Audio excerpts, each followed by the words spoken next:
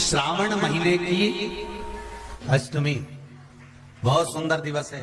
शिव महापुराण की कथा में और देवी भागवत में वर्णन मिलता है। सावन के महीने में शुक्ल पक्ष की भी अष्टमी पड़ेगी और कृष्ण पक्ष की भी अष्टमी पड़ेगी। दोनों पक्ष में अष्टमी पड़ती है। और मेरी जीजियों, शिव को गिनकर मत देना।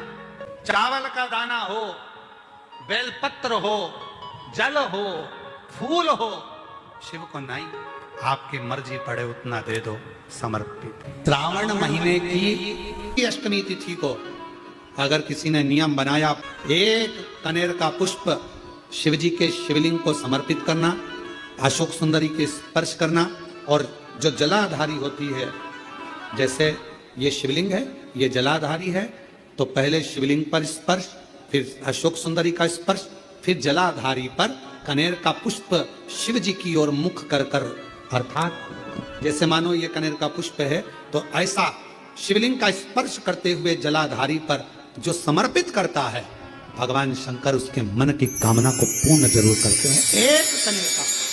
एक कनेर का पुष्प तिथि, चाहे शुक्ल पक्ष की हो चाहे कृष्ण पक्ष की हो, अष्टमी और नवमी तिथि, ये दो तिथियां ऐसी हैं, मान लो तुम्हारा पैसा तुमने किसी को दिया, 5 लाख, 4 लाख, 3 लाख, 10 लाख, 8 लाख, 2 लाख, 50,000, 25,000, 20,000, 40,000, और वो पैसा नहीं दे रहा आपको, आप हार गए कह के कर, फोन लगा कर, भैया दे दे रहे, परेशानी है, दे दे रहे भैया, हम तो परेशान हो गए, और हार गए, नहीं मिल रहा, बहुत परेशान।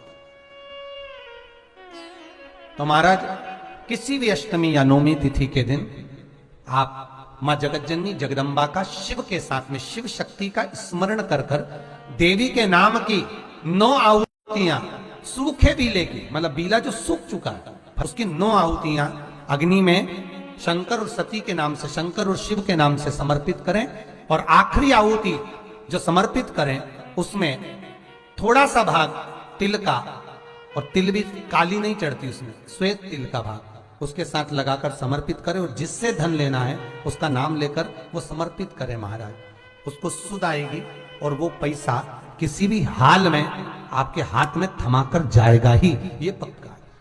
उसकी आहुतियां निवेदन करूंगा, अगर जिंदगी में थोड़ी सी तकलीफ है, दुख है, कष्ट है, परेशानी है, 5 कमलगट्टे, 5 बेलपत्र तांबे के लोटे में जल भरकर रख लीजिए, सीधे हाथ पर उस कलश को रखो जिसमें 5 कमलगट्टे और 5 बेलपत्र रखिए। श्री शिवाय नमस्तुभ्यम, इस मंत्र का 5 बार स्मरण कर कर, आपको जो तकलीफ है उसको हृदय चित्त से धरकर, मस्तक से कलश को लगाकर, किसी एकांतेश्वर महादेव पर, किसी वृक्ष के नीचे विराजमान हो ऐसे एकांतेश्वर महादेव पर अपनी कामना कर कर वो जल समर्पित कर दो। 1 बेलपत्र, 1 कमलगट्टा उठाकर अपने घर पर लेकर आ जाओ। जो तकलीफ बहुत ज्यादा हो रही है, 5 दिन में आपको मालूम पड़ जाएगा, 5 दिन में अंतर आ जाएगा। जिंदगी में अगर कोई तकलीफ बहुत बड़ी आकर खड़ी हो गई है, जिसका कोई हल ही नहीं निकल, 1 बेलपत्र लीजिए, अपनी हाथ की, उल्टे हाथ की हथेली पर रख लीजिए,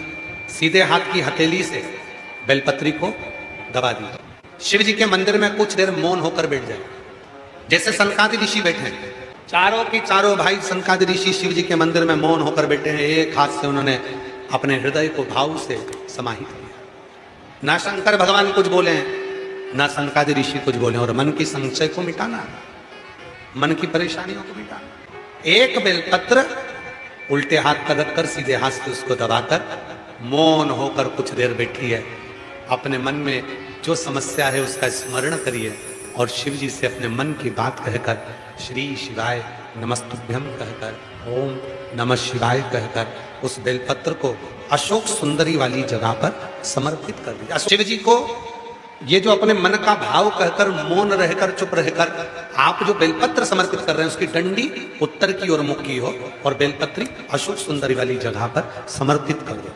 3 या 4 बार आप मौन होकर अपने मन की बात कहकर, उल्टे हाथ में बेलपत्र रखकर, सीधे हाथ से उसको दबाकर, जब हृदय से शिव को अपने मन का भाव कहते हो, 5 या 7 दिन के अंदर उसका हल होना प्रारंभ हो जाता है। महीने में, 2 महीने में, 3 महीने में 1 बार करिए, जीवन में किसी के आगे हाथ फैलाने की जरूरत नहीं पड़ेगी। इतनी संपदा बाबा, इतनी संपदा।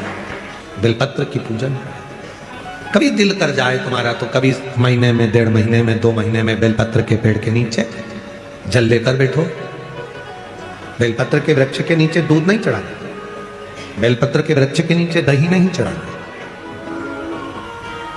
शहद भी नहीं चढ़ाना। बेलपत्र के वृक्ष के नीचे जब आप बैठते हैं, बेलपत्र पूजन का एक विधान होता है कि जब हम बेलपत्र की पूजन करते हैं तो 2 कलश पानी के भरे हुए, एक अपने सीधे हाथ की ओर एक उल्टे हाथ की ओर रखा जाता है। पूजन की थाली बीच में रखी जाती है। 2 बत्ती का, लंबी बत्ती का, 2 बत्ती लंबी घी की जलाई जाती है। लंबी बत्ती बेलपत्र के वृक्ष के नीचे 2 बत्ती लंबी जोड़ा बनाकर उसको जलाया जाता है। फिर दोनों हाथ में कलश में जल है, बेलपत्र के वृक्ष के नीचे दोनों हाथों का जल धीरे धीरे शिव जी का स्मरण कर कर, नारायण लक्ष्मी का स्मरण कर कर, मां आदिशक्ति गौरा का स्मरण कर कर, रिद्धि सिद्धि गणेश का स्मरण कर कर उसको चढ़ाओ। प्रार्थना करो, विनय करो, मेरे जीवन में बहुत कष्ट है, उसको मिटाना है आपको। शिव आपसे प्रसन्न होते हैं, वैसे मेरी जिंदगी भी प्रसन्न करना है आप। जल चढ़ाकर दोनों पात्रों का थोड़ा थोड़ा जल कलश में बचा लेना है, पूरा पात्र खाली नहीं करना है, दोनों को वापस रखना है। और थोड़ी सी हल्दी पिसी हुई शिव जी के उस बेलपत्र पर लगाएं, थोड़ा कुंकुम वो भी बेलपत्र पर लगाएं। 7 दाने अक्षत के, केवल 7 दाने अक्षत के बेलपत्र को छुआकर अपनी थाली में रख लें। घर पर जब जाएं तो वो 7 दाने अक्षत के और बेलपत्र के वृक्ष में जो चढ़ा हुआ थोड़ा सा जल बचाकर लाए हो, वो घर में छींट कर 7 दाने पूरे घर में डालना प्रारंभ करें। महीने में, 2 महीने में, 3 महीने में एक बार करिए। जीवन में किसी के आगे हाथ फैलाने की जरूरत नहीं पड़ेगी, इतनी संपदा बात है। बेलपत्र की महत्वता को लोग जानते नहीं है। एक प्रदोष की महत्वता, एक बेलपत्र की महत्वता। सावधानी से समझना, सावन का महीना है, बहुत प्रेम से समझिएगा। शिव की परिक्रमा जो हम करते हैं, उस परिक्रमा का फल हमें बाबा कब प्रदान करते हैं, वो समझने वाला विषय। हमारे शास्त्र कहते हैं कि शंकर की 3 परिक्रमा करो, या भगवान की 3 परिक्रमा करो, या देवता की 3 परिक्रमा करो। परिक्रमा का फल कब मिलता, परिक्रमा का अंश फल कब मिलता? शिवलिंग जलाधारी मंदिर के बीचों बीच है। जब मंदिर के बीचों बीच है, नंदी बाहर है, आपने परिक्रमा करना प्रारंभ करा, पूजन करने के बाद यहां तक गए, यहां से पानी बहता है, जल बहता है, तो हम इसको लांघते नहीं है। नहीं लांघते ना, इसको लांघते नहीं है। जब हम परिक्रमा करने के लिए यहां तक जब पहुंचते हैं, पहुंचने के बाद यहीं से थोड़ा सा पीछे हटकर हमको शंकर के शिवलिंग के वहीं से खड़े होकर नंदी का दर्शन करना चाहिए। जब हम परिक्रमा कर कर वापिस लौटते हैं, नंदी का इस शिवलिंग के सम्मुख से जब बाहर बैठे नंदी का हम दर्शन करते हैं और वापिस अपनी जगह पर आकर खड़े होते हैं, तब हमारी परिक्रमा एक पूरी मान ली जाती है और उसका फल हमें प्राप्त होता है। उस परिक्रमा का फल, हमने शंकर भगवान की परिक्रमा करी, किसी ने कहा आदि परिक्रमा करो, हम यहां तक गए, यहां से लौटकर वापिस आ गए। उस परिक्रमा करते समय हमने नंदी का दर्शन एक बार भी नहीं करा। अगर नंदी का दर्शन नहीं करा तो उस परिक्रमा का कोई फल हमें प्राप्त नहीं हो सकता। उस परिक्रमा का कोई फल हमें प्राप्त नहीं। अब 3 परिक्रमा हमारा वर्णन किया, तो 3 परिक्रमा क्या करोगे? यहां वापिस आओगे, यहां वापिस जाओगे क्या?